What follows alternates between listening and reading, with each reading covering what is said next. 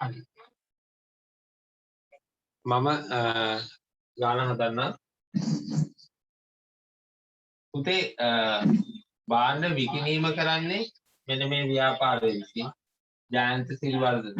ඒකට අපි එයාගේ එක තමයි නම තමයි මෙතන මුද්‍රණය වෙන්නේ. ජයන්ත සිරිවර්ධන ස්ටෝර්ස් පළමු හරස්වීදිය මහනුවර දිනය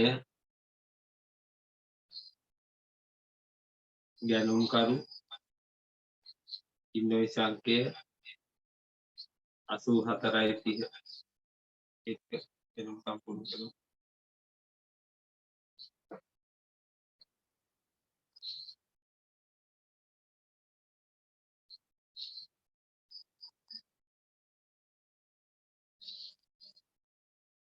භාණ්ඩ පිළිබඳ විස්තරය අනුක්‍රමික අංකය විස්තරය එකක මිල ඒකක ගණන වටිනාකම්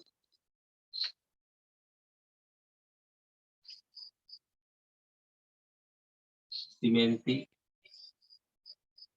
1000 බැගින් 15යි කම්බි 800 බැගින් 25යි 15000යි දුවයි බිඳුවයි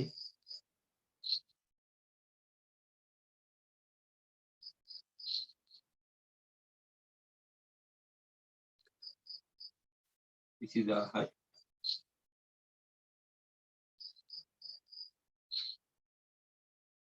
35000යි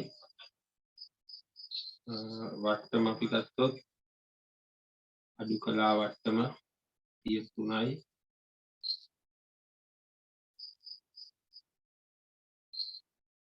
35000ට 3ක් කියන්නේ 350 3ක් කියන්නේ 1050යි බිඳුවයි 5යි 9යි 3යි 33950යි ගන්ධරුකරු කුමාර දිනය 2021යි 6/10 ඉන්වොයිස් අංකය 84.30 මෙතන අපි දිනේ දානවා 6/10 කුමාර 33950යි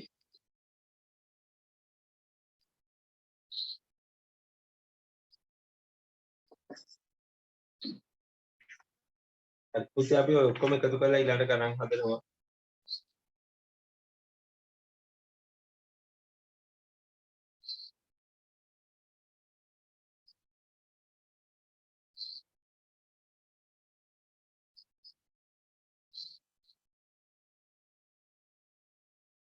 ඊට පස්සේ අපි යමු පොදු ජනලය කියන කොටසට. මම එකම කන්න. ඒ ස්ක්‍රීන්ෂොට් එකක් ගහගන්න. හදා ගන්න බැරි ඉච්චයි.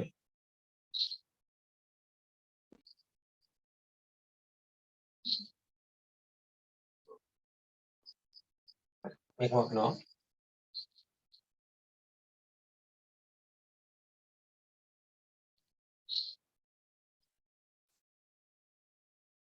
ඉතින් අපි අන්තිම මූලික සටහන් කොට පොදු ජනලය.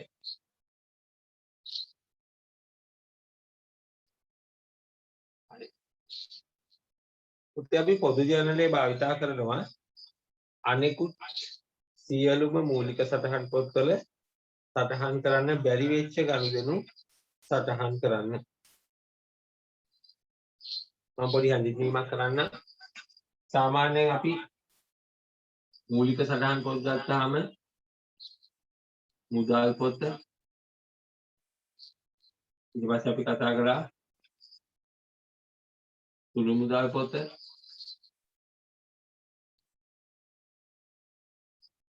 බැංකු ගිණුම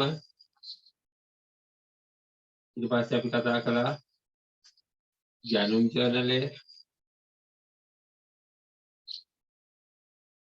විකුණුම් ජර්නලය දැන් අපි කතා කරන්න ආවා පොදු ජර්නලය. මෙන්න මේ පස් දෙනාට අපි කියනවා විශේෂ ජර්නල් කියලා. මේ පස් දෙනාට අපි නමක් කියනවා විශේෂ ජර්නල් කියලා. මේකට අපි කියනවා සාමාන්‍ය ජර්නල් කියලා.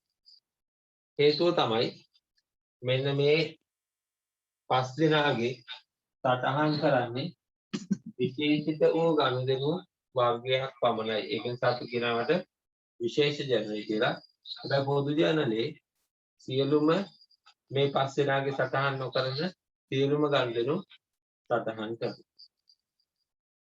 ඒක නිසා අපි පොදු ජර්නලෙට කියනවා සාමාන්‍ය ජර්නලයක් කියලා. එහෙනම් මොනවද මේ පොදු ජර්නලේ සටහන් කරන ගනුදෙනු? මෙන්න මේවා තමයි පොදු ජර්නලේ සටහන් කරන ගනුදෙනු. එක ආරම්භක සටහන් තැබීමක ඊළඟට වැරදි නිවැරදි කිරීම කර. ඉතින් අපිට ඊළඟ පාඩමේදී ඒක හම්බ වෙනවා. ඊට පස්සේ තාවරවත්කම්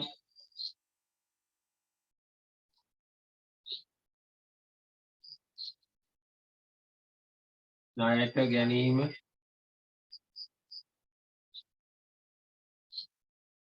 විකිණීම අපි සටහන් කරනවා. ඊට පස්සේ අපි ගත්තොත් එහෙම අනෙක් මූලික සටහන් පොත්වල සටහන් නොකරන සියලු ගනුදෙනු අපි පොදු ජර්නලයෙන් සටහන් කරනවා.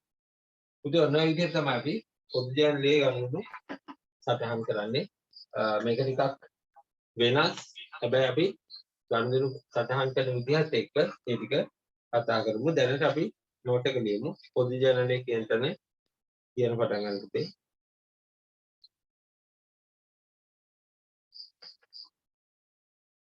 ව්‍යාපාරවල ඊල් පැනල් යන ව්‍යාපාරවල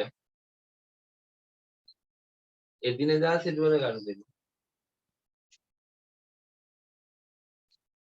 ව්‍යාපාරවල එදිනෙදා සිදුවන ගනුදෙනු සටහන් කිරීම සඳහා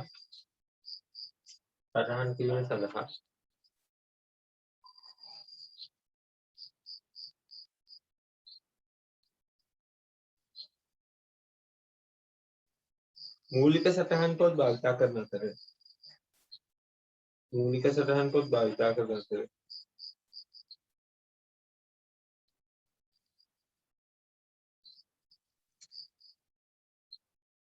මූලික සටහන් පොත් භාවිත කරන අතර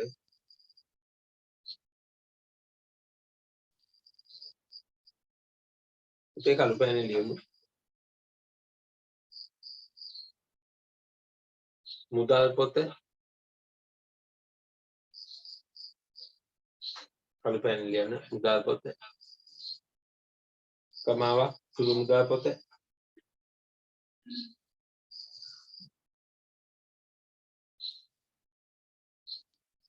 කමාවක් බැංකු ගිණුම කමාවක් ගැනුම් ජර්නලය හා විකුණුම් ජර්නලය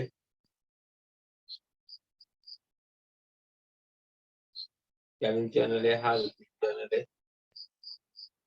යන මූලික සටහන් පොත් एक विशेषित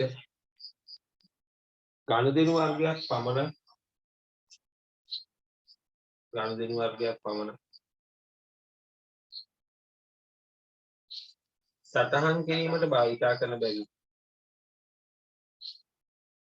සටහන් කිරීමට භාවිතා කරන බැවි විශේෂ ජර්නල් ලෙස හඳුන්වයි.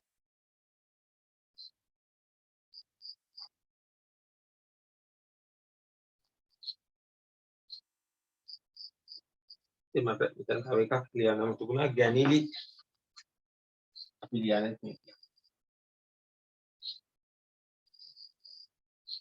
ගැනිලි හරි. ඉතින් අනුච්ඡේදකින් ලියමු ප්‍රතිපයන ලියන්න.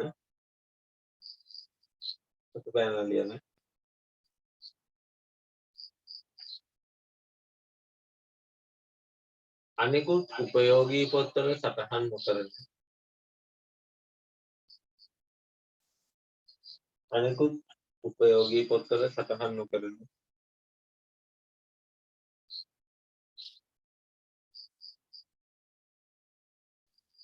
සියලු ගනුදෙනු සටහන් කිරීම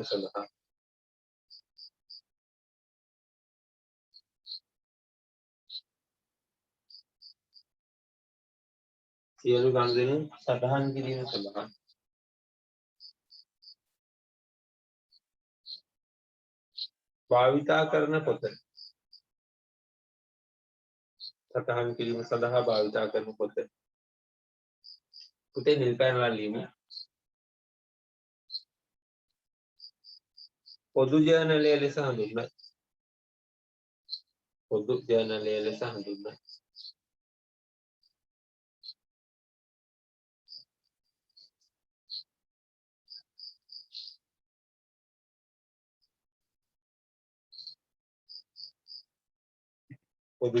ලෙස හඳුන්වයි.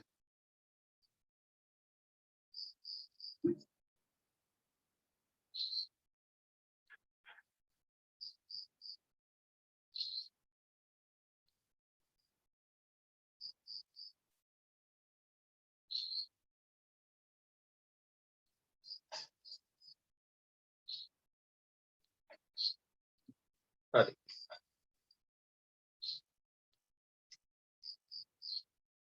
පුතේ අපි 11 වෙනි එකේ පොදු ජර්නලයේ ආකෘතිය ගහන්න තියෙනවා. ඊට කලින් පොදු ජර්නලයක සටහන් කරන ගනුදෙනු කියලා අපෙන් අහනවා. අන්නේ ගනුදෙනු වලට පුතේ මෙන්න මේ ටික ලියන්න.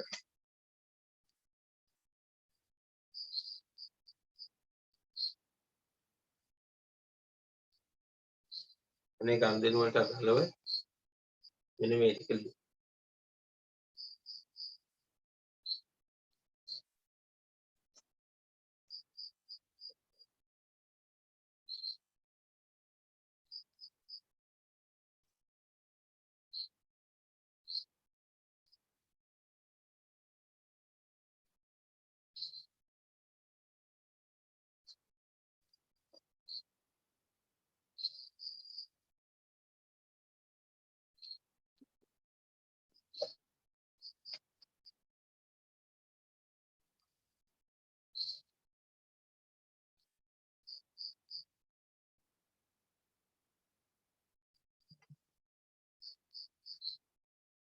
මෙන්න මේ ටික ලියන්නේ.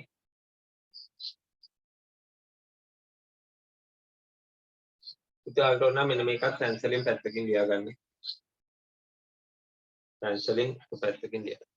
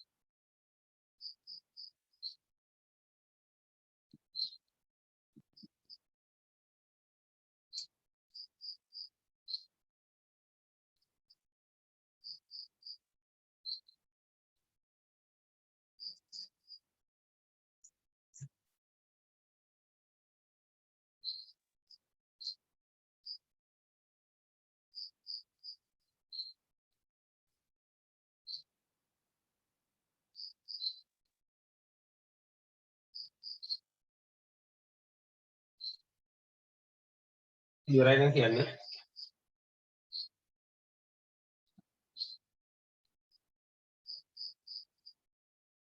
ඉතින් ඔයගලන්ට අපි දැන් මේ තියරි කොටස් ටික කතා කරන් යන්නේ. මේකේ ගණන් ටික හදන්න ගත්තාම තමයි චුට්ටක් තේරෙන්නේ මේක තවත් කොහොමද ක්ලියර් වෙන්නේ කියලා. දැන් අපි මේ පොදු ජනරේ කතා කරනවා තියරි කොටස් ටික. හැබැයි අපි ගෲප් කරේ පටන් ගත්තාම තමයි මේක තේරෙන්නේ කොහොමද ඇත්තටම පොදු ජනරේ භාවිත කරන්නේ කියලා. දැන් අපි ඊළඟට අපේ 12 වෙනි පාඩම වැරදි නිවැරදි කිරීම කියන එක සම්පූර්ණයෙන්ම පොදු ජනරයට එක්ක සම්බන්ධ වෙච්ච පාඩම. ඒකදී අපිට තව පොදු ජනරේ ගොඩක් කරලා හම්බෙනවා. ඉතින් අපි මෙතනදී වැරදි නිවැරදි කිරීම සම්බන්ධව කතා කරන්නේ. අපි මෙතන ආරම්භක සටහන් තැබීම සහ ගැළඳී සම්බන්ධ සටහන් තැබීම පමණයි කතා කරන්නේ. අනිත් ටික අපිට ඉදිරියේදී සම්බන්ධ වෙනවා.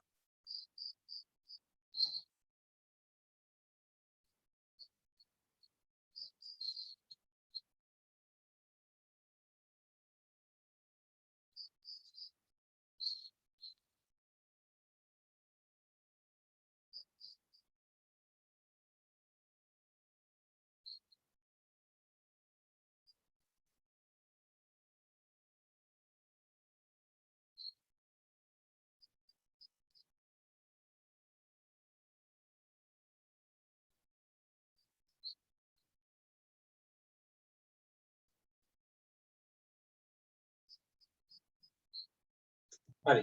පුතේ ඉවරයි නේද? සචිනි, ජිහාන්, නතාෂා, විදුමිනි හරි පුතේ. ඔව් සර්. හරි.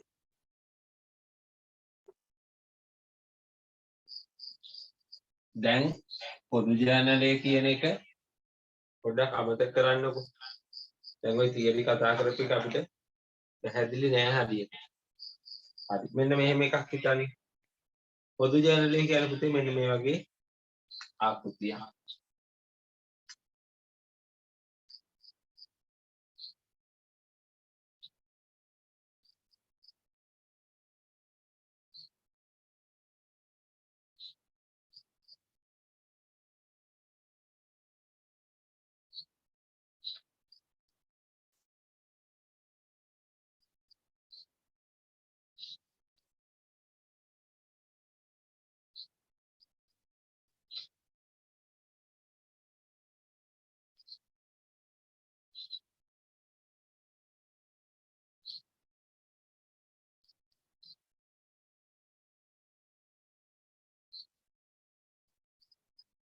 පොදු ජනරේ මුලින්ම තියෙන පුතේ දිනය. ඒක පොදු ජනරේට අදාළ මූලාශ්‍ර ලේඛනය තමයි ජනරල් වවුචරේ නම් වවුචර් අංකේ විස්තරය තියෙනවා. ඊට පස්සේ ලෙජර් පිටුව තියෙනවා. හර සහ බැර තියෙනවා. මේක හරි ලේසි.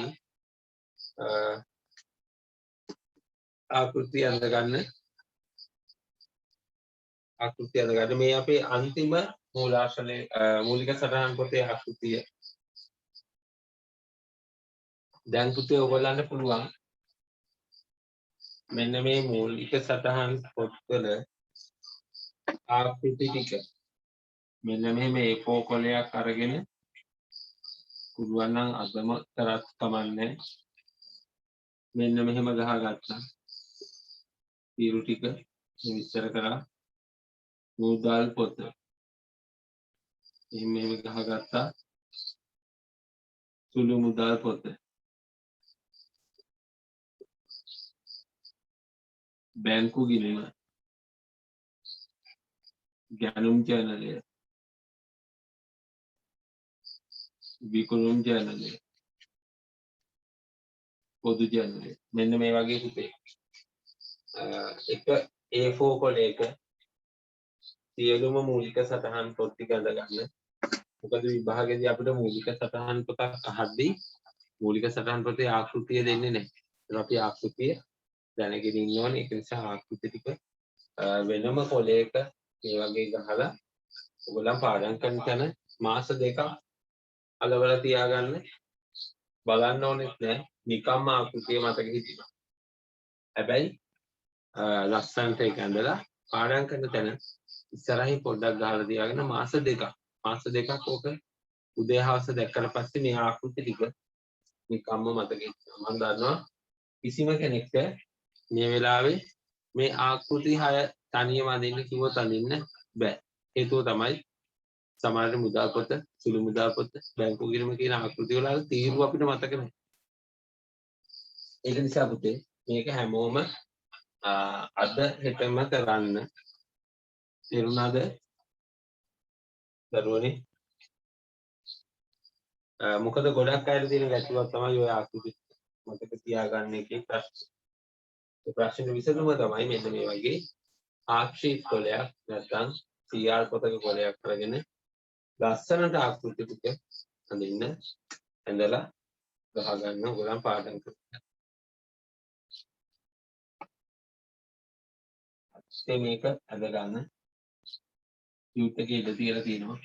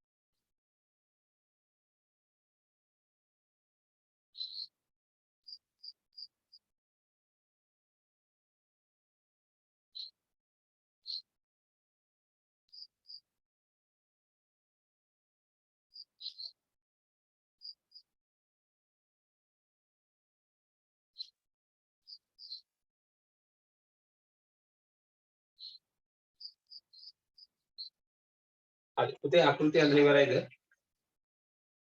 දරුවනේ සචින් ඉවරයිද? ඉතින් මේ ආකෘතිය අඳගත්තා නේද?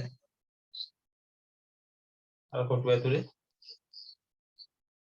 සචින් ඉහන හරි. පුතේ ආරම්භක සටහන් තැබීම කියලා කියන්නේ ව්‍යාපාරවල ආරම්භයේදීම ගිණුම් ශේෂ ටිකක් තියෙනවානේ.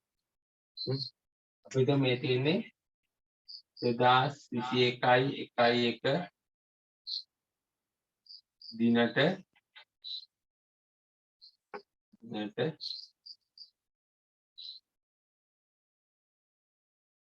ප්‍රියංකරගේ ව්‍යාපාරයේ ගිණුම් ශේෂ. හරි. පුතේ ආරම්භක සටහන් තැබීම කියලා අපි කරන්නේ හරි සරල දෙයක්. මෙන්න පොදු ජර්නලයේ තියෙනවා. පොදු ජර්නලයට අනුව අපි මෙන්න මෙහිමයි ආරම්භක සටහන් තැබීම කරන්නේ. හොඳට බලන්න. දිනේ දානවා මුලින්ම 21 අපි ව්‍යාපාරයේ නම අපිට දීලා තියෙනවා. අපිට මුලින්ම කියනවා ඉඩම් ගොඩනැගිලි ලක්ෂ 4ක් තියෙනවා. පුතේ ඉඩම් ගොඩනැගිලි කියන්නේ ව්‍යාපාරයේ වත්කමක්ද වගකීමක්ද ආදායමක්ද වියදමක්ද හිමිකමක්ද? දැන් බලන්න.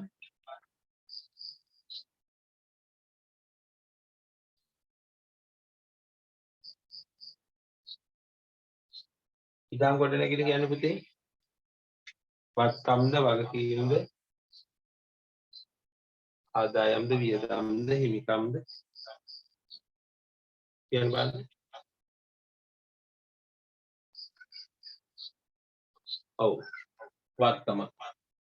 පුතේ වත්කම් නම් හරද සාමාන්‍ය වත්කම් නම් හරද බැරද ශේෂයේ තියෙන්නේ. මම ඔයගලන්ට පහසු වෙන සමීකරණයක් කියන්නේ.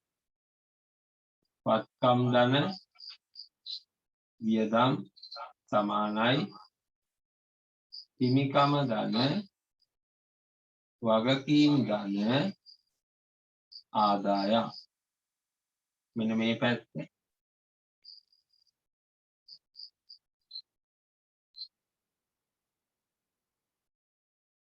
ඉතින් වත්තමක් නම් අවශේෂයක්ද පරිශේෂයක්ද තියෙන්නේ දරුවනේ කතා කරන්න බෑ. අවශේෂයක් තියෙන්නේ. එහෙනම් අපි හර පැත්තේ හර තීරුවට ලියනවා ලක්ෂ 4යි කියන. ඉතින් අපි ඊළඟ එකට එනවා යන්ත්‍ර උපකරණ වත්කම අපි මෙතනත් පුතේ හර කියලා ලියනවා පොඩ්ඩක්. යන්ත්‍ර උපකරණ අපි වත්කම් ටික විතරයි මුලින්ම ලියන්නේ. හර ලක්ෂ 3යි. ඊට පස්සේ අපි එනවා තොගය වත්කම තොගය හර 40000යි. ණයගැතියෝ වත්කම ණයගැතියෝ හර වත්කම 30000යි. ණය හිමියෝ කියන පුතේ වගකීමක්. ඒක නිසා එක පොඩ්ඩක් අපි කොහොම තියලා තියෙනවා. බැංකු ණය කියන්නේ වගකීමක්. ඒක නිසා ඒකත් පොඩ්ඩක් අපි තියලා තියෙනවා. අපි එනවා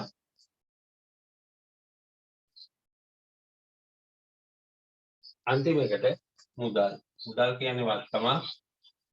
මුදල් අර 50000යි.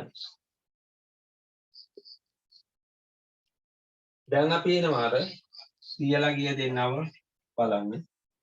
එකක් තමයි ණය හිමියෝ අනිත් එක බැංකු ණය. පුතේ මේ දෙකම ව්‍යාපාරයේ වගකීම්. ණය හිමියෝ කියන්නේ වගකීමක්. බැංකු ණය කියන්නේ වගකීමක්.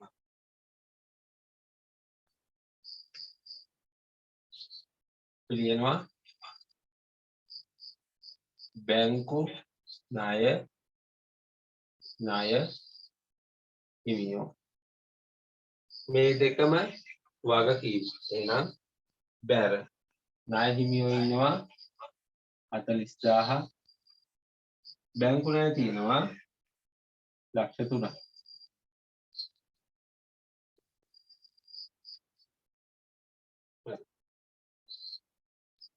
ඉතින් මේ විදිහට හැදුවට පස්සේ ඔයගොල්ලන්ට මේකේ මොකක් හරි අඩුපාඩුවක් පේනවාද?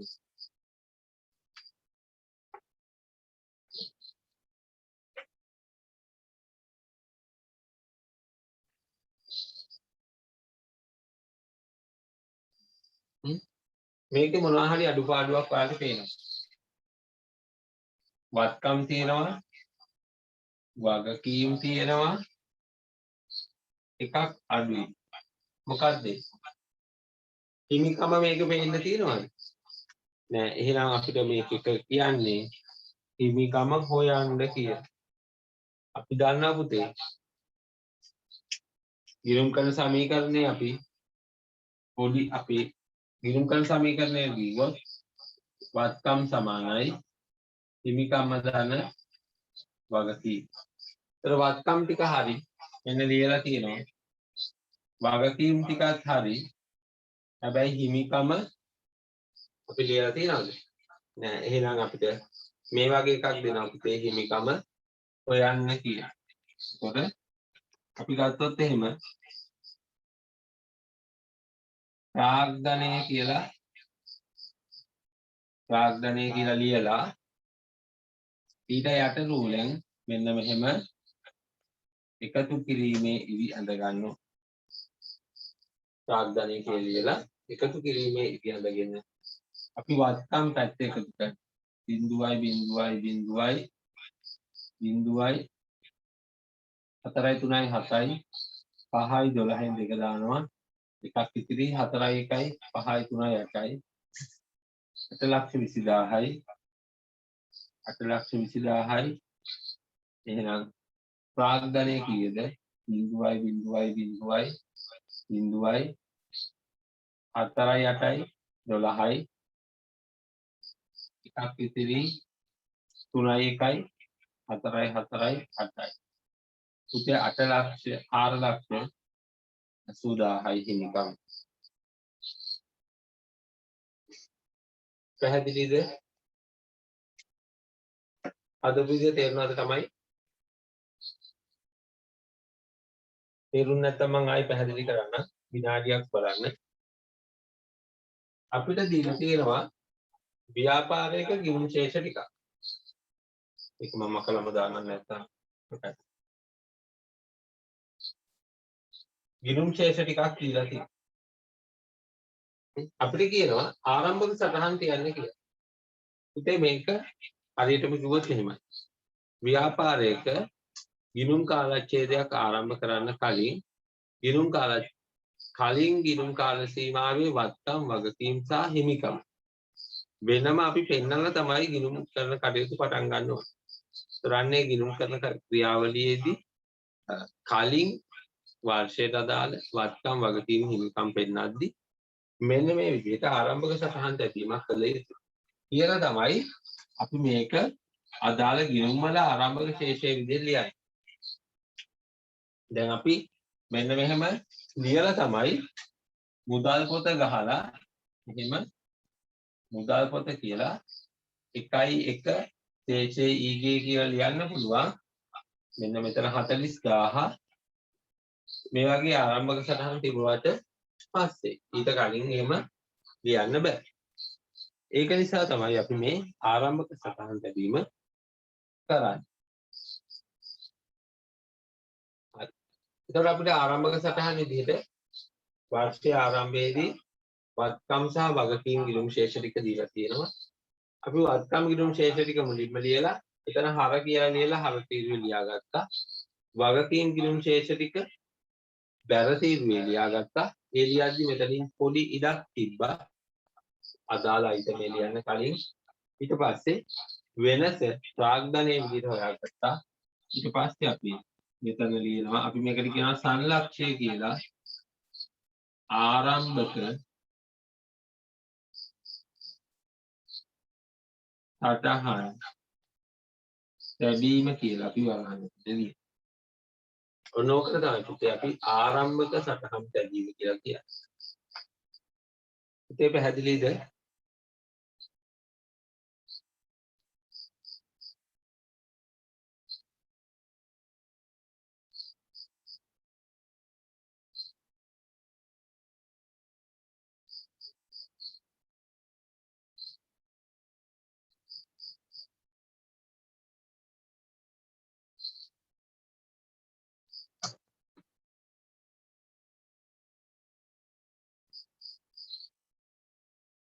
පුතේ පැහැදිලිද? කවිෂ जिहान नताशा सचिनी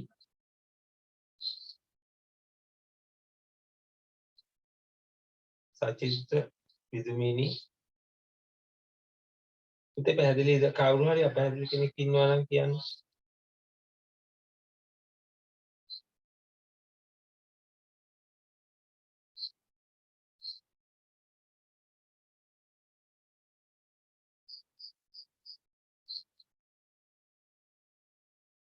හරි පුතේ අපි මේක ලියාගමු.